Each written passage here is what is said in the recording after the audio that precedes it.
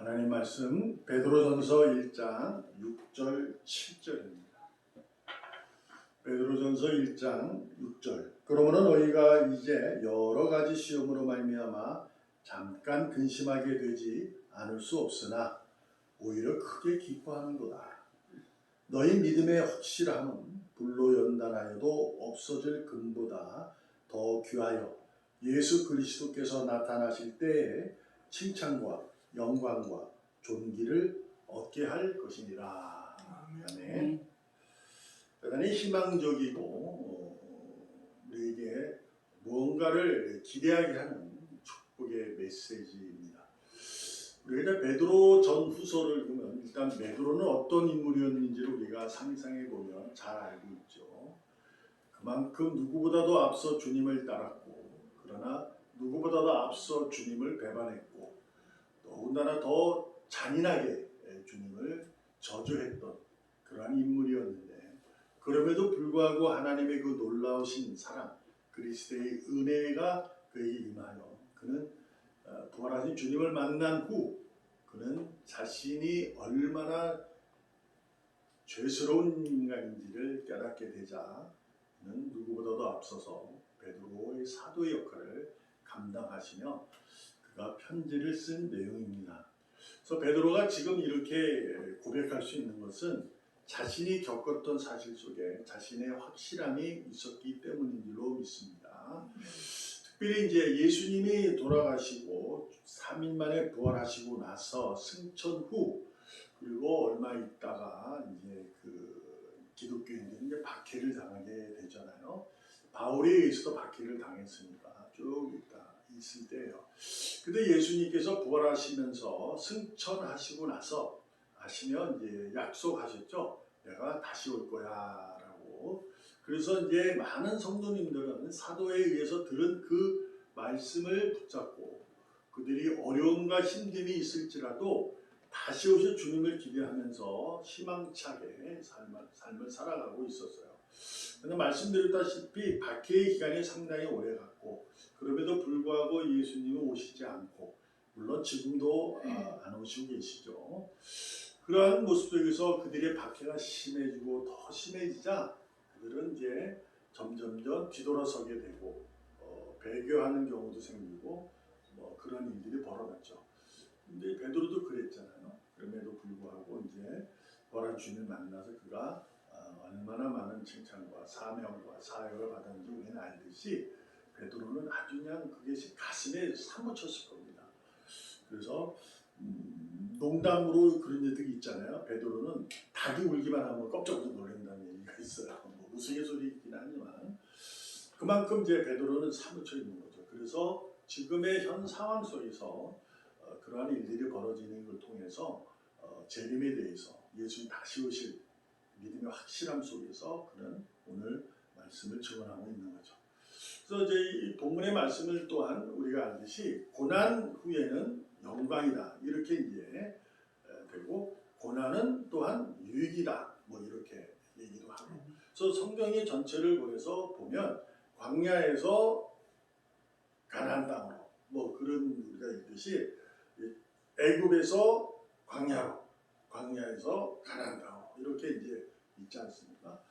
그래서 이제 그 죄인에서 의인이 되었을 때, 곧 노예에서 자유인이 되었어도 우리들이 겪어야 할 고난이 있는 거예요. 힘듦이 있어요. 그러니까 세상에서 오는 그러한 힘듦이죠.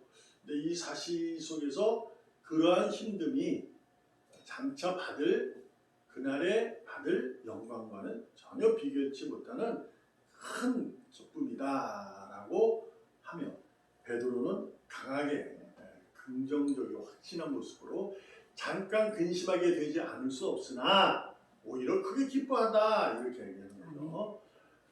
근데 재밌는 게 잠깐이라는 거예요. 근심이 잠깐이라고 하는 거죠.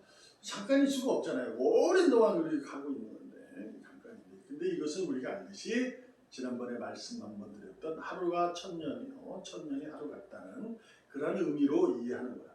깨달음을 얻었던 베드로는 그러한 모습을 가지고 있는 겁니다. 그래서 여러분과 저는 알듯이 지금 그리고 그날 지금 받는 그러한 어려움은 그날에 받을 영광과 비교할 수 없음을 믿음의 확실함. 오늘 베드로가 증언한 것처럼 불로 연단에 되어진 금보다도 더 귀하다. 더 단단하다. 뭐 이렇게 얘기를 하잖아요. 그만큼 여러분과 제가 이러한 믿음의 확신이 있었으면 좋겠습니다. 그래서 그럼에도 불구하고가 우리의 삶의 신앙의 큰 내용으로 있어서 그 내용을 가지고 우리가 오늘도 힘차게 어제보다 더 나은 오늘로 내일은 더 나은 믿음의 확신으로 살아갈 수 있기를 바랍니다. 먼저 생각해보면요, 인생은 똑같습니다. 고난이 당하지 않은 인생은 없고 고난이 영원하지는 않아요. 영원하게 끝까지 있지는 않았어요. 모든 인생에게 주어진 자연의 섭리 같은 거 있습니다. 물론 이제 그 고난을 당했을 때 그것을 견뎌낼 수 있는 힘을 가진 사람들이 예수 믿지 않아도 다 합니다. 그래서 그것을 견뎌내서 고난을 이겨내고 그 다음에 거기서 이제 기쁨을 얻기도 하고 그렇습니다. 근데 중요한 게 뭐냐면 오늘도 베드로가 고백하는 것은 그것을 의미하는 게 아니에요. 너희들이 지금 이러한 고난을 당하는데 나중에 받을 영광을 이것을 가지고 현 시대로 이해하는 것이 아니라 믿음으로 이해하는 거예요. 그래서 무엇이냐면 영원한 고난이 없지만 분명한 건 영원한 구원의 기쁨을 받을 인생은 오로지 하나님의 선택받은 자들이다라는 거죠. 의인이다 이러는 거예요. 그래서 잠깐 근심되는 것은 장차 내일 받을 지금 그 근심은 내일 받을 그것과 비교하지 않아. 반드시 지나간다. 그러니 나는 기쁘되 너희도 기뻐하라. 이렇게 얘기하는 거잖아요. 이 기쁨이 여러분과 저의 큰 기쁨이 되기 바랍니다. 한낱 세상에 의해서 고난이 영원하지 않아서 그 기쁨을 얻은 것을 가지고 자고하거나 스스로 높아지거나 겸손하지 못하는 모습으로 돌아가는 경우가 많거든요.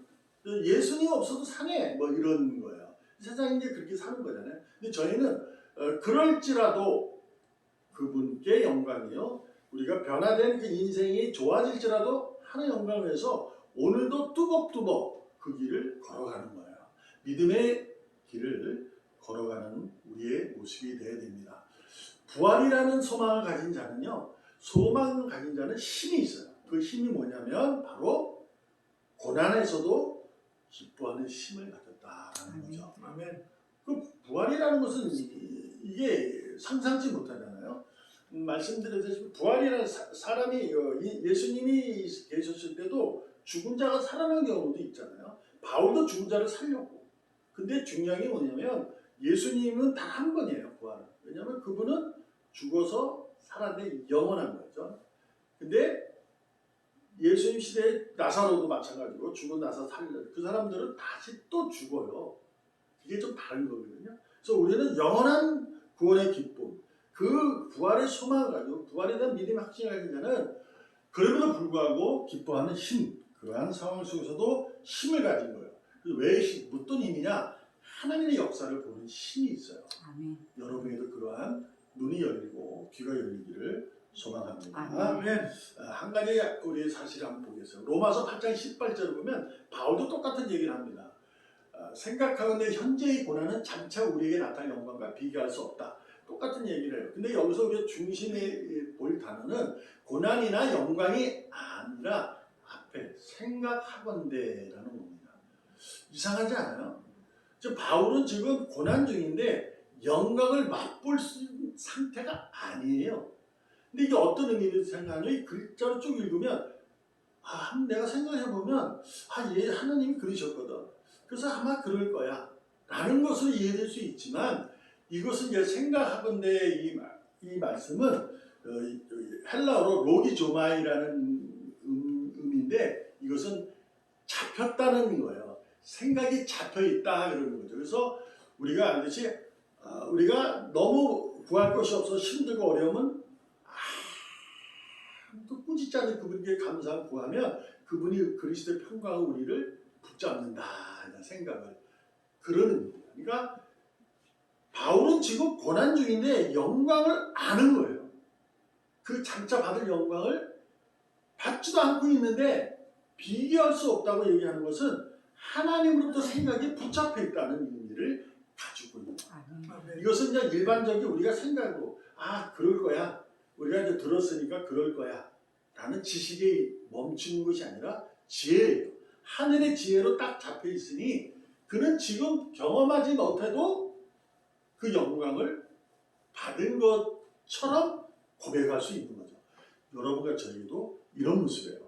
그러니까 우리가 광야의 길을 걸어갈 때 그가 끝이 아니었잖아요. 근데 거기서 그들은 뭘 달라, 뭐 힘들다 이렇게 얘기를 하는 거죠.